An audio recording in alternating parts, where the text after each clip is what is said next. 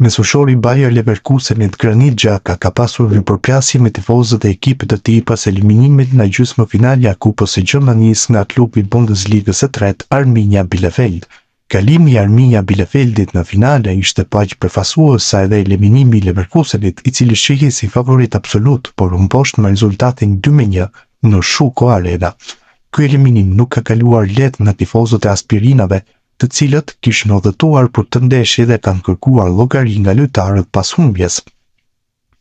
Xhaka ishte njëri nga lojtarët që shkoi te tribunat e tyre për të kërkuar falje dhe diskutuar, por jo gjithçka shkoi mirë. Ai u pa duke debatuar me tone të ashpra me disa nga tifozët dhe ai moment po bën xhiron në rrjetet sociale.